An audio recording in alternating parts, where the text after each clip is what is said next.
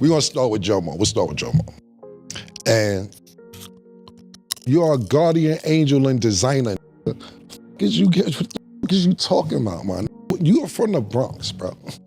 You are not from Harlem. Why do you keep thinking that you are from Harlem, bro? You tried to chase French Montana out the game. That ain't work out. Y'all got cool. So cool that you go to his video shoot. Pardon me, not his video shoot, his movie. You're sitting in the crowd watching the premiere and they dissing you in the movie. You in the movie getting dissing. You gotta eat it, just sitting in the crowd. Nah, they dissing you in the movie that you went to go see, bro. Do you ever hear me talk about when you ran on me when BMF pulled up? When you ran in the hotel, they chased you to the beach. And Blue Da Vinci just told this story on his platform or whatever platform recently. He got it 89% right. It's a little off, Blue. I'll tell it on Talk with Flea, my perspective of what happened. But at the end of the day, I don't be out there pumping. They chased you to the beach. You was in the sand. You was getting wet from the water, from the ocean.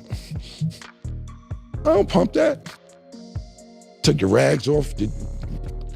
Me and JoJo was laughing about that 3 months. I'm cool.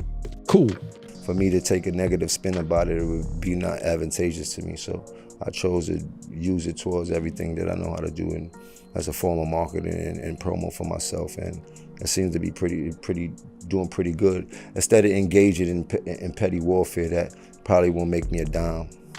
I laugh, man. I got this thing, man. People laugh at the lies, but the truth always hurt. You know, lies are more entertaining. You heard? You get to laugh, you get the joke, but the truth is a serious thing, no matter how you look at it. The truth is what the truth is. I've never been one in my life to care about clearing up no rumors. Like, that shit just take time out my day from making money. What happens when the people who built an empire together start burning it right down for the world to watch? The story of the Diplomats isn't just about the pink furs, the bird whistles, or the era-defining music. It's about a deep-seated internal power struggle that has officially reached a point of no return. Here we are in 2026, and the legendary 25-year run of Dipset has hit a freezing point. It started with a petty joke about a heating bill and an unpaid rent notice, but it has spiraled into a war over history, identity, and respect. On one side, you have Cameron, the flamboyant mastermind who claims he only put Jim down as a favor. On the other, you have Jim Jones, the capo who insists he didn't just join the movement, but he was the movement. While the world watches them trade insults on Instagram and across competing podcast microphones, a much darker narrative is emerging. We're hearing explosive claims about secret origins in the Bronx, accusations of sending friends on dummy missions, and the resurfacing of a chilling encounter with BMF that one side calls a tactical retreat and the other calls a cowardly run to the ocean. This isn't just an old story being dusted off for clicks. It's a battle for the very soul of Harlem's most iconic crew. Both sides are finally laying all their cards on the table. Is this the final collapse, or is there a truth buried beneath the lies that neither man is ready to admit? Grab your popcorn, because as Jim Jones says, lies are entertaining, but the truth is a serious thing. And the truth about Dipset is about to get quite loud. One of the most fascinating reveals in this ongoing saga involves the very moment Jim Jones transitioned from a hype man to a recording artist. For years, folks just assumed the Diplomats just moved as a natural unit, but the legal and creative origins are far more complicated. Jim has been on record stating that when he first started, he didn't actually know how to put a verse together. He credits Mase, the legendary Harlem rapper and Cameron's original partner in The Children of the Corn, with being the one who truly sat him down and taught him the compound sequence of a rap flow. According to Jim, Mase showed him the technique, the structure, and the discipline needed to turn his street persona into professional bars. But as of today, Cameron has a very different version of that story.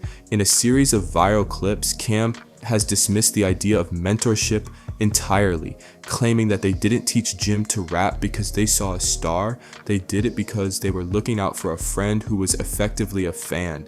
Cam alleges that the only reason Jim was even in the room was that he was begging to come around after hearing their early mixtapes. The claim is that Jim was hand-fed his career, with Cam reportedly telling him, "Once you figure out how to rap the same way you act in these streets, it's gonna work." This creates a massive point of contention. Jim sees himself as a self-made artist who respected the craft enough to learn from a master like Mase. Cam, however, frames it as a handout, suggesting that without his and Mase's intervention, there would be no capo at all. It's a battle over who gets the credit for the creation of an icon.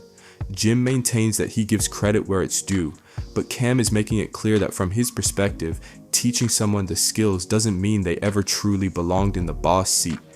The foundation of any artist's legacy in the world of Dipset is their connection to the concrete, specifically the streets of Harlem. Jim Jones has been the face of Harlem World alongside Cam, but now that foundation is being dismantled.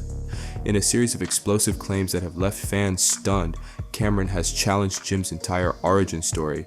He isn't just saying Jim isn't street enough, he's claiming Jim isn't even from Harlem at all. According to Cam's latest narrative, Jim Jones is actually a fan from the Bronx who navigated his way into the inner circle through persistence rather than proximity. Cam alleges that Jim first approached him while chilling in front of a building, praising a 12-minute Children of the Corn freestyle. The claim is that Jim was so fanned out that he begged to be a part of the movement, eventually using his grandmother's house as a home base to lure the crew in. Cameron's point is sharp. People from Harlem know who's from Harlem, and he insists Jim's name was never in the original roll call with legends like Bloodshed or Big L. Jim Jones, however, frames this as a desperate attempt to rewrite history. He maintains that he was there for every bit of the journey and that he took the position of holding the line because he was loyal, not because he was a stranger looking for a way in. He argues that he was a CEO and a co-founder of the Diplomats, not a guest in his own house. But by bringing up the Bronx origins and the grandmother's house backstory, Cameron is attempting to strip away Jim's most valuable asset, his Harlem street cred. It's a move designed to make Jim look like an outsider who successfully rebranded himself, a guardian angel who forgot where he actually came from. In the early 2000s, the roles within the Diplomats were set in stone. Cameron was the undisputed superstar, the face of the franchise and the creative engine. Jim Jones was the capo, the underboss who operated in the shadows as the muscle. Jim's job was to be the frontline enforcer, the one making sure Cam could move through the industry and the streets without being robbed or disrespected. For years, Jim stood firmly behind Cam, content to be the power that protected the vision. But everything changed when Jim Jones decided to step into the booth himself. The claim made and supported by industry historians is that the wedge between them was actually Jim's success. As Jim began to grow as an artist, he stopped standing behind Cam and started standing next to him. Then came 2006, the year of We Fly High. Suddenly, the muscle had become the main attraction. Jim was no longer just the enforcer, he was a global chart topper with a signature ad-lib that defined an era. According to those who were there, Cameron allegedly began to look over his shoulder with internal hatred and animosity. The claim is that Cam couldn't handle the spotlight drifting toward his partner. While Jim maintains he was simply leveling up to help the brand, the narrative from the other side is that Jim's rise was viewed as a betrayal of the original hierarchy. Once the underboss stood out front, the balance of power was shattered, and the brotherhood was replaced by a cold competitive rivalry that neither man has been able to truly escape. Perhaps the most controversial claim in this entire 25-year saga, and the one that causes the most visceral reactions, is the BMF encounter.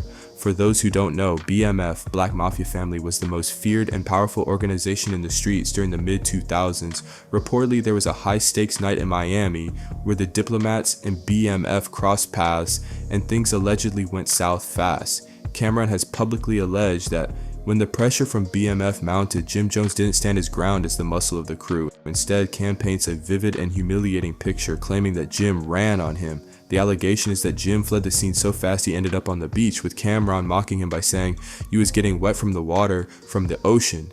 To Cam, this is the ultimate proof that the tough guy persona Jim has projected for years is a fabrication. Jim Jones, however, laughs this off as the ultimate example of entertaining lies. He argues that the revolution was televised and that if something that dramatic had actually happened, the world would have seen it. Jim maintains that he stands 10 toes down and that Cam is simply trying to degrade his character because the truth that they were partners and equals is too hard for Cam to swallow.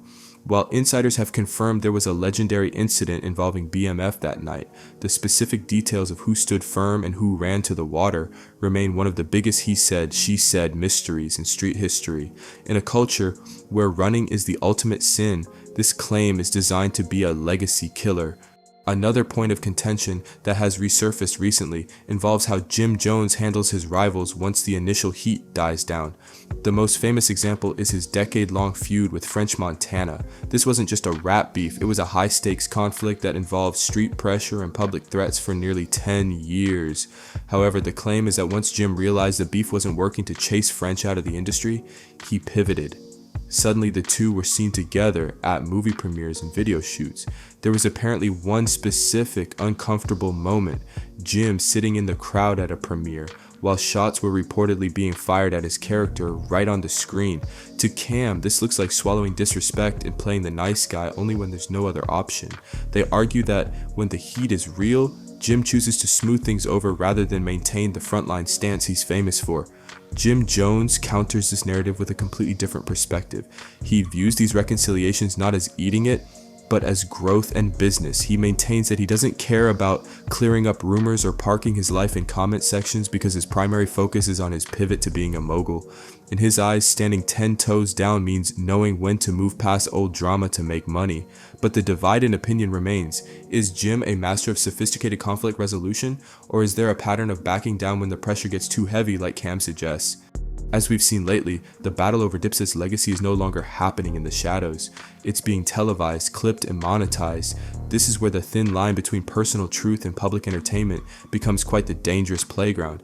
To echo Jim once again, lies are more entertaining than the truth. And in the current landscape of podcast culture, a well-told story can become the truth overnight if it gets enough clicks. The claim from Jim's perspective is that this current explosion of drama is just a double back of old history. Many of these stories about his origins, his business deals, and his street ties are decades old, but they are hitting a brand new audience that wasn't around for the original Dipset run. To these new listeners, the Bronx origin claims sound like fresh breaking news, and that's what makes it scandalous. Jim argues that responding to every claim serves no purpose because the internet thrives on chaos, and once you start explaining, you've already lost. However, from the perspective of shows like It Is What It Is, the goal isn't just entertainment, it's about setting the record straight. When Cameron brings up receipts or plays old clips of Jim admitting that Mase taught him to rap, he is dissing his former partner on a global stage. While Jim tries to take the high road by focusing on his money and his warehouse projects, the constant barrage of narratives makes silence look like guilt. This is the new reality for hip-hop icons. You aren't just protecting your life anymore, you're protecting your algorithm. If you don't control the narrative will eventually control you. The legacy of Dipset is at a definitive crossroads, and the start of 2026 has made it clear that this isn't just old history anymore. It's an active war of words. What began as a brotherhood that defined Harlem has devolved into a series of viral insults and financial jabs.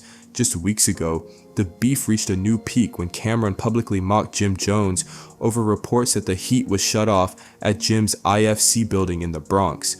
Cameron's brutal Instagram taunt, "Heard it was 7 degrees in the Bronx last night. I hate for you to be 50 years old with no heat," showed that the love is officially gone. Jim Jones has responded with fire of his own, labeling Cameron and his entire crew soft and even offering to step into a boxing ring for $10 million to settle it once and for all.